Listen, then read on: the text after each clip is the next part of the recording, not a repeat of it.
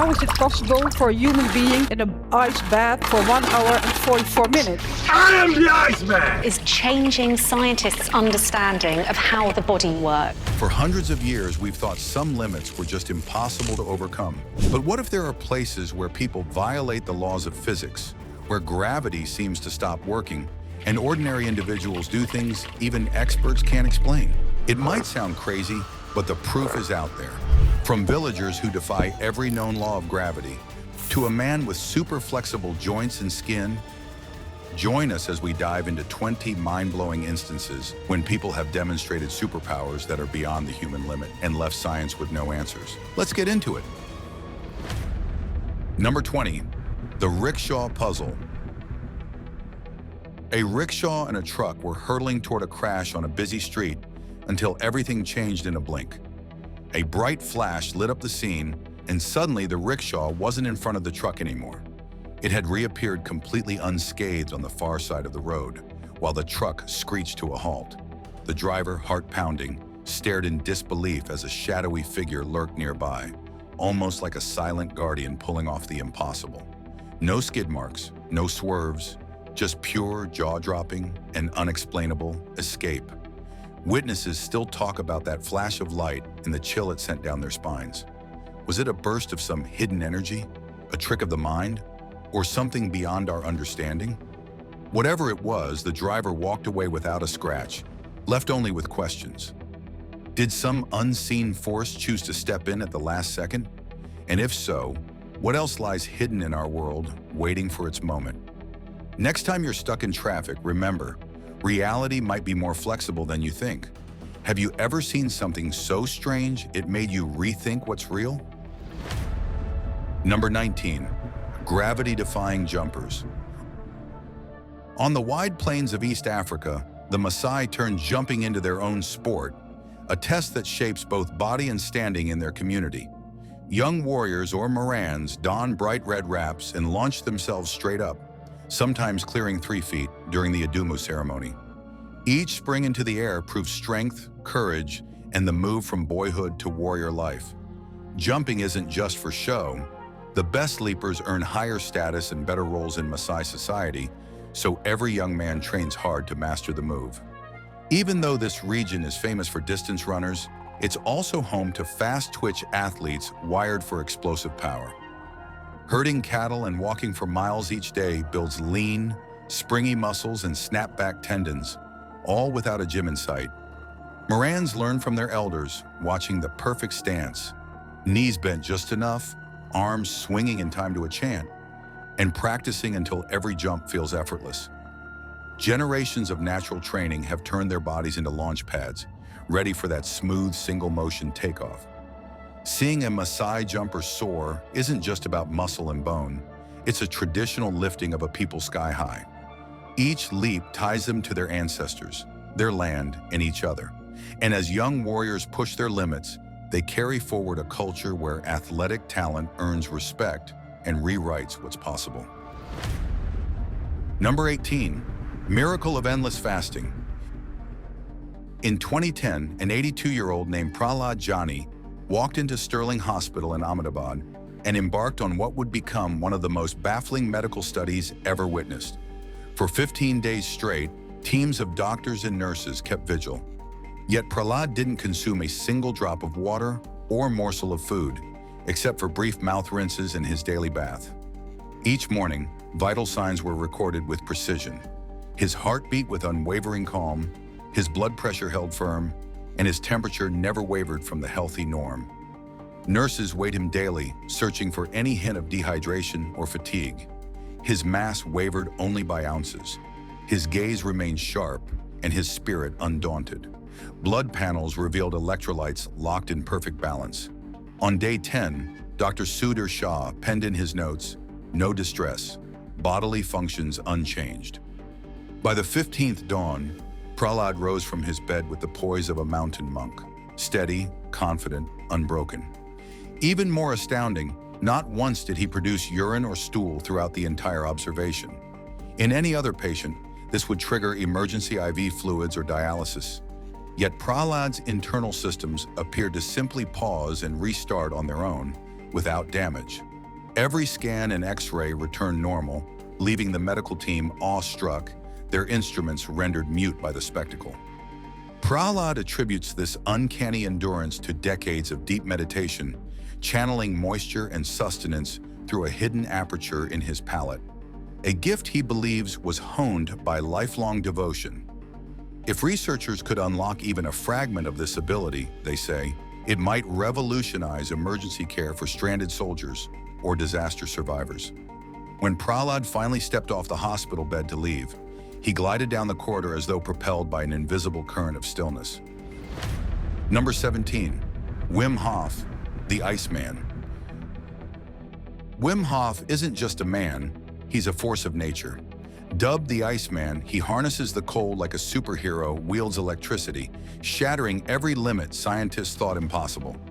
As a young daredevil in Amsterdam, Wim plunged into an ice-choked canal and discovered a surge of vitality that felt nothing short of supernatural. That moment ignited an obsession to turn his own body into an elemental weapon against freezing extremes. Today, Hof commands feats that read like comic book lore. He sat for an astonishing 112 minutes submerged neck-deep in a tub packed with ice, his skin untouched by frostbite. He sprinted a half-marathon barefoot across Arctic snowfields, his feet leaving no mark on the frozen earth. He scaled Mount Kilimanjaro in nothing but shorts, as if gravity and hypothermia themselves bowed to his will. His powers derived from a secret trifecta: fierce cold exposure, ancient breathwork, and razor-sharp meditation. In his global workshops, set amid alpine lodges and polar shores, he trains ordinary people to awaken their hidden reserves. Step 1. Inhale supercharged breaths that flood every cell with life. Step 2. Hold that breath until your senses ignite. Step 3. Stride into icy waters with fearless trust, bending pain and panic into pure energy. Graduates return claiming fewer illnesses, laser-focused minds, and a newfound command over their bodies. Hof insists this disciplined ritual penetrates the nervous and immune systems like a mystical key, unlocking control we never knew we had. Number 16, the human calculator. Scott Flansburgh isn't merely a math whiz. He's a living, breathing calculator with powers that defy logic. From the sun-baked streets of Paradise Valley, Arizona, this human calculator processes numbers faster than any digital device. His origin story began in 4th grade, when a simple lesson in column addition became the catalyst for his extraordinary gift. While every other student read numbers from right to left, Scott shifted his gaze left to right, igniting a lightning bolt in his mind that would never fade. Under the spotlight, Scott challenges fate itself. He plucks random 3-digit figures from the audience, and with a single breath, announces their sum as the on-screen calculator struggles to catch up. Before the banker beside him can punch equals into a machine, Scott has already moved on, eyes gleaming with effortless confidence. Division is no less thrilling. Ask him to split 531 by 7, and he'll reveal the precise quotient and sometimes an extra decimal place before the calculator's screen even blinks. But his signature superpower is the calendar trick. Gift him any date, July 14, 1789, and Scott instantly deciphers the weekday. He weaves together the year, a quarter-year quotient, the day and a secret month code, then divides by 7. The tiny remainder holds the answer. Off stage, Scott channels his abilities into missions at schools, shattering students' fears of numbers. His creed? Numbers surround us every moment. Embrace them, and you'll unlock the hidden algorithms of your own mind. Number 15, the girl with X-ray eyes. Natasha Demkina possesses a gift. She peers beneath flesh, reading organs as inscriptions glowing under the skin. She sketched her mother's heart and lungs at 10, and doctors confirmed every curve. Word spread, and neighbors flocked to her door, hoping her visions would illuminate their secret ailments. Scientists invited Natasha to a children's hospital for controlled trials. With only simple medical records and permission to examine one body part at a time, she concentrated with calm breathing and razor-sharp focus. She located a hidden ulcer in a doctor's stomach, matching radiology charts. Her success fueled fascination. In New York City, skeptical researchers watched as she repeated her ritual, deep inhalations, stillness, and mental mapping to reproduce readings. At a Tokyo veterinary clinic, detected a prosthetic implant hidden in a dog's paw. Each result defied probability and sparked debate over the source of her power. Her calm presence and unwavering gaze heighten the sense that she tunes into frequencies within every body, translating whispers of tissue and blood into vivid mental images. Yet some critics suspect she relies on cold reading, a deceptively simple technique favored by psychics and fortune tellers. By offering a smorgasbord of statements, engaging reactions, they argue, she guides eager subjects to convert broad guesses into perceived hits. Number 14. Raj the Monkey King. They say humans evolved from apes, but Jyoti Raj insists he's going in reverse, harnessing primal monkey instincts to become one of the planet's greatest climbers. As a toddler, he vanished into a Tamil Nadu temple and awoke in a strange village under the care of a man who jeered, "Why are you even alive?" Broken-hearted, young Jyoti stumbled to an ancient fort and faced a sheer rock wall. No ropes, no footholds, only stone. That's when he spotted a monkey scaling the cliff with impossible ease. In that flash, he decided, if a monkey can conquer gravity, so can he. Day after day, he trained like an ape, fingers curling, muscles coiling, until his body obeyed with uncanny agility. His hands bled, his arms bruised, but he refused to descend. When he finally clung to the summit, roaring applause greeted him. "Are you a world champion?" strangers cried. In that moment, he felt reborn. Now ranked among the globe's top 3 solo climbers, Jyoti survives bone-shattering falls, wrist fractures, spinal jolts, even skull cracks, yet his spirit remains unbreakable. "A climber never dies," he declares. In the very village that once lost him, he's found purpose, training children to tap into their inner monkeys and scale life's walls with fearless grace. Number 13. Rastafarian Barry, the Whisperer. Barry isn't just a beekeeper, he's a genuine bee whisperer with a supernatural bond to the hive. In Liverpool, hives part like a Red Sea when he approaches, and swarms swirl around him as if drawn by invisible strings. He doesn't wave a wand or chant incantations. His power lies in a sixth sense honed by years of silent study. Barry can read a bee's intent from the subtlest wing flutter or drone frequency, then mirror those signals with a precise flick of his wrist in a soft, melodic hum. The bees answer in kind, revealing the hive's secrets, where honey stores overflow, which guards stand vigilant, even the mood of the queen herself. On film sets, entire swarms alight on his gloved hand as he coaxes them through choreographed performances.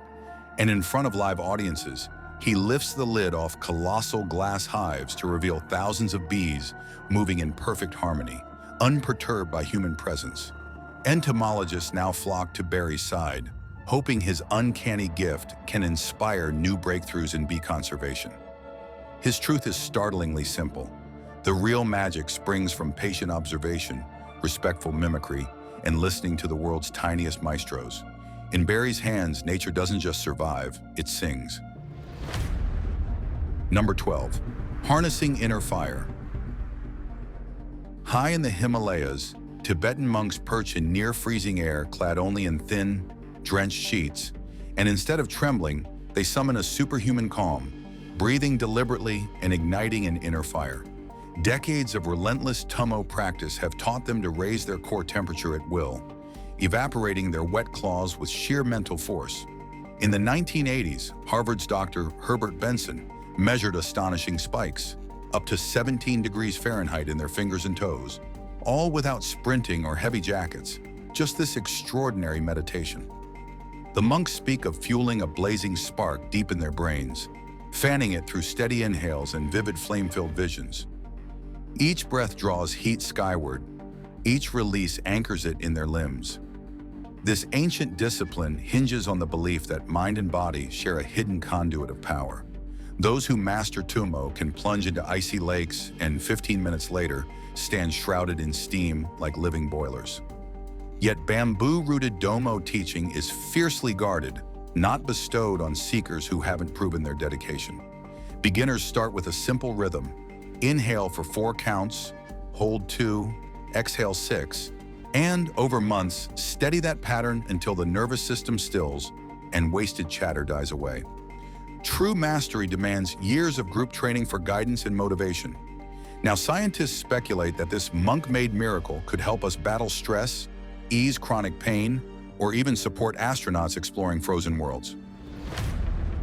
Number 11, the Quac Waka Masked Dancers of the North. Along Canada's rainy northwest shore, the Quac gather each winter for the potlatch, a spectacular blend of feasting, stories, and dances that reach into 4 spirit worlds: sky, sea, earth, and beyond. Families carve masks and regalia passed down through generations, each piece alive with its own tale. The raven that speaks hidden truths, the eagle that guards the waters, the bear that protects the forest. But the most talked about moment is the Hamatsa initiation. A chosen youth vanishes into the forest, only to return in a trance, thought to be taken over by a raven spirit with a taste for human flesh. For 4 days, the village surrounds the initiate with pounding drums, haunting chants, and dancers stomping in time, guiding him gently back to himself. These performances aren't mere entertainment, they're living classrooms. Through every song and step, the Quac pass on their history, values, and close ties between families and the unseen world. In those dances, the air crackles with power, reminding everyone that spirits walk beside us, waiting for their stories to be told. Number 10, Sea Vision Wonders. In 1999, Anna Geislin at Sweden's University of Lund was exploring the mysteries of human vision when a curious tip landed on her desk: the Moken sea nomads of Southeast Asia. Intrigued, she turned her attention from lab lenses to the sunlit waves. Along those tropical coasts, Moken children dive and swim as naturally as breathing. Underwater, where most eyes swim in a haze, these youngsters see with razor-sharp clarity. They follow darting fish through coral cathedrals, trace winding channels, even pick out the tiniest patterns on buried shells, all as if they were gliding through clear air. Science once claimed our eyes simply can't focus below the surface. The lens won't flex, light scatters and colors dull. But Moken kids defy that rule. Day after day, they train their eyes like athletes honing a skill, squeezing their lenses to cut through the blur. Over time, muscle memory kicks in, and what looks like magic becomes natural. Watching them adapt, researchers see a vivid reminder. Our bodies can surprise us when we push their limits. If the ocean were our only playground, perhaps we'd all learn to peer through water's veil. What hidden abilities might we unleash if we dared to dive deeper? Number 9, the Magnet Man. What if you could stick spoons, forks, and iron bars to your skin like magnets? That's Lu Thao Lin from Malaysia. Ever since he was a young man, metal objects would cling to his chest and arms whenever he held them close. No cape or magic needed. When Lu stepped into a lab, scientists went wild. They poked his skin, ran instruments around him, and tried to spot any magnetic fields. They found nothing that could pull the metal. Some thought his skin was extra grippy, like when a wet hand grabs a slippery plate. Others guessed his sweat might carry more iron, making metal stick. But every test ended with more questions than answers. Lu wasn't trying to trick anyone. He let experts